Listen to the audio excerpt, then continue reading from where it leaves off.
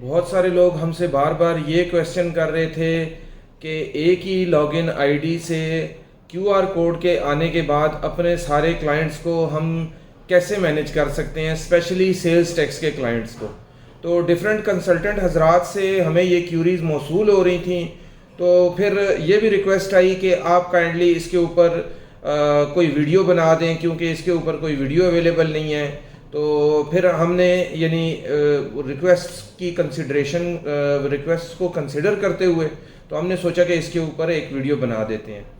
तो जैसा कि स्क्रीन के ऊपर आप देख सकते हैं, सबसे पहले आप एप्लीकेशन लॉगिन करने के बाद अपने यूज़र को तो आप क्यूआर कोड के थ्रू रजिस्टर कर लेंगे अगर आप पहले किसी के साथ अटैच हैं। अदरवाइज़ अगर किसी के साथ अटैच नहीं है तो फिर आपसे वो नहीं मांगेगा क्यूआर कोड और आप एक मरतबा लॉगिन हो सकते हैं। लेकिन जब आप एटलीस्ट एक single sales tax registered person को अपने साथ अटैच कर लेंगे तो फिर वो आपसे भी क्यूआर कोड मांगना शुरू कर देगा। क्यूआर कोड की रजिस्ट्रेशन कैसे करनी है अपने मोबाइल के ऊपर, उसके ऊपर हम नेक्स्ट इसी वीडियो की कंटिन्यूएशन में नेक्स्ट इसका सेकंड पार्ट बनाएंगे, उसमें डिटेल से समझा देंगे। पहले हम चलते हैं कि सारे क्लाइंट्स को एक ही आईडी से कैसे मैनेज करना है, उन सबको अपने साथ अटैच कैसे करना है, और फिर आप सिर्फ अपना लॉगिन करके क्यूआर कोड के ज़रिए से उन सारों की भी सेल्स टैक्स की और इनकम टैक्स की रिटर्न्स वगैरह भी फाइल कर सकते हैं, रिप्लाईज वगैरह भी दे सकते हैं और काफ़ी कुछ कर सकते हैं, इवन के इनवॉइस मैनेजमेंट भी कर सकते हैं। तो सबसे पहले आप रजिस्ट्रेशन के टैब में आएंगे। रजिस्ट्रेशन के टैब में आने के बाद आपके पास इनिशियली ये डैशबोर्ड ओपन होगा जिसमें आप फॉर्म्स में आएंगे। फॉर्म्स में आने के बाद आपके पास ये सारी ऑप्शंस खुल जाएंगी। इन सारी ऑप्शंस में से आपने जो सिलेक्ट करनी है वो सिलेक्ट करनी है उस बंदे की जिस बंदे को अपने साथ अटैच करना चाहते हैं, आपने उसके आईडी में लॉगिन करना है इनिशियली। तो 181 का आप फॉर्म सेलेक्ट करेंगे, मॉडिफिकेशन वाला फॉर्म सेलेक्ट करने के बाद आप रेलेवेंट उसमें से किसी एक का आईडी सेलेक्ट करेंगे। आईडी सेलेक्ट करने के बाद आप ईयर सेलेक्ट करेंगे। जैसे अभी 2025 है तो यही ईयर हम भी सेलेक्ट करेंगे। ईयर सेलेक्ट करने के बाद आपके पास मॉडिफिकेशन का फॉर्म ओपन हो जाएगा। मॉडिफिकेशन का फॉर्म ओपन होने के बाद ये सारे टैब्स होंगे आपके पास, जिसमें से आपने लिंक के टैब पर जाना है।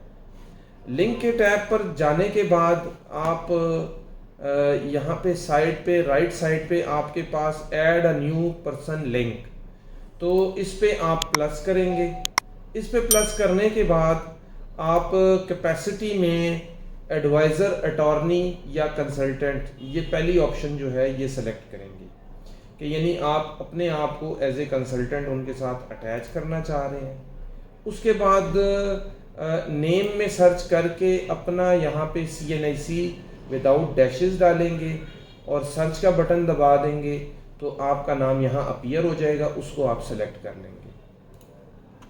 उसकी सिलेक्शन के बाद आप यहाँ पे स्टार्ट डेट अपनी डालेंगे, यानी कि अगर आज से आप उनके साथ एज ए कंसल्टेंट या अटॉर्नी अटैच हो रहे हैं तो आज ही की डेट डलनी चाहिए। उसके बाद आप ओके कर देंगे तो यहाँ पे आपका नाम पहले उसमें कॉलम में रो में आ जाएगा और उसके बाद आप इसको सबमिट कर देंगे। अगर अटैचमेंट्स इनकी पहले से अटैच्ड हैं, सारी चीज़ें अटैच्ड हैं, तो ये आपसे दोबारा अटैचमेंट नहीं मांगेगा इनिशियली अगर सारी चीज़ें अटैच थी तो, और आप सबमिट कर देंगे। तो जैसे ही आप सबमिट करेंगे फिर ये इनका यानी कि सारी डिटेल इनके आपके आईडी में शो होना शुरू हो जाएंगी और आप अपने ही आईडी से इनकी रिटर्न्स फाइल कर सकते हैं। तो मैं उम्मीद करता हूँ कि ये एक हैंडी और आसान तरीका आप लोगों को समझ आ गया होगा। इसी तरह की मुख्तलिफ इंफॉर्मेटिव वीडियोस, मुख्तलिफ अपडेट्स के लिए आप हमारे चैनल के साथ जुड़े रहें, हमारे साथ राब्ते में रहें। और अगर आप लोगों को मज़ीद किसी किस्म की कोई कन्फ्यूजन है, कोई चीज़ आप पूछना चाहते हैं तो कमेंट बॉक्स में आप जाकर पूछ सकते हैं। तो इंशाल्लाह हम उसका रिप्लाई भी करते हैं और जितनी हमारे से हो सके सपोर्ट भी करते हैं।